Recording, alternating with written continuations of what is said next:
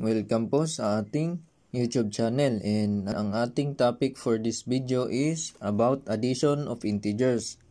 So dun sa previous video po natin is natakil natin yung introduction of integers about sa negative and positive na mga signs.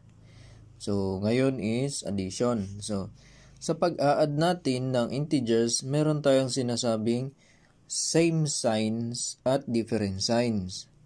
So, ano po ba yun? Sinasabing same sign is magkaparehas na mga sign ng numbers na pinag-add mo. So, it's either positive plus positive or negative plus negative. So, yun po yung same signs na sinasabi. Ngayon, dito naman sa different signs na sinasabi is either positive plus negative or negative plus positive. So, yun po yung ating kailangang malaman sa pag-add po natin ng integers. Merong same sign na numbers na i-add natin or different sign na numbers na kailangan nating i-add. Dito sa number 1, bali magkaiba po yung kanilang solution kapag same sign and different signs. So, dito sa same signs na sinasabi, sulat natin ha. Yan, same sign is letter A, add the two numbers. So yung gagawin lang natin is i-add natin yung dalawang numbers. So, and after that, copy the sign. So, ano po ba yung sign? Kung yung dalawang numbers na yun is positive, positive din yung magiging sagot. Naman sa second is baliktad.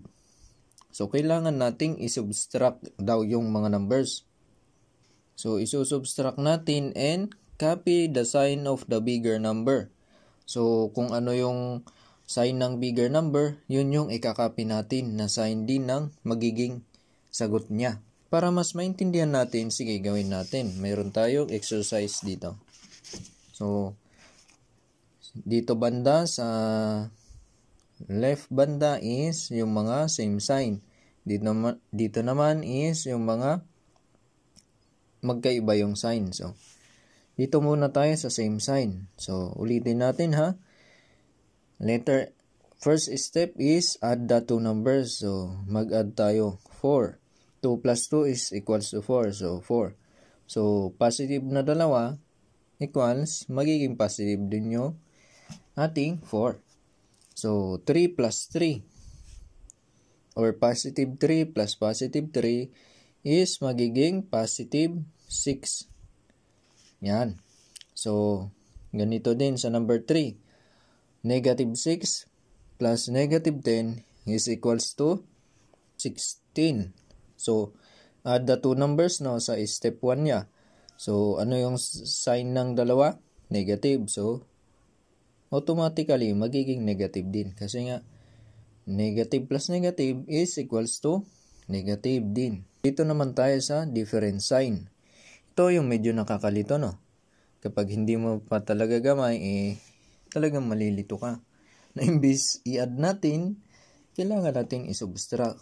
Pero yun talaga yung kailangan. So practice lang. So ulitin natin ha. Subtract the numbers. So subtract the numbers daw. Dapat kapag nagsusubtract ka, unahin natin yung greater number. So, 10 minus 3 is equals to 7. So, ano po ba yung mas malaki na number? Positive. Positive din, di ba? So, automatically, magiging positive tong 7. Hindi siya negative. So, number 2. 7 plus negative 8 or 8 minus 7. So, magiging 1. Ngayon, ano yung number na mas malaki? Yun yung 8. So, yun yung kailangan nating i-copy yung sign niya. Kapag nag-a-add tayo ng dalawang number na magkaiba yung kanilang sign, i-subtract natin ha, pero baliwalain natin yung mga sign nila. So, yun yung kailangan natin ha. 10 plus negative 15 or 15 minus 10 is equals to 5. Para mas maintindihan natin yung gamit ng negative and positive na number sa real life situation natin is isipin na lang natin na yung negative na number is yung utang natin. And yung positive natin na number is yung sweldo natin. So, kumbaga, before ka nagsweldo, umutang ka muna ng 10 piso, no? Nung dumating yung sweldo mo, naka-receive ka ng 20 pesos. Kung ita-translate natin is magiging ganito. Yung utang mong 10 plus yung sweldo mong 20.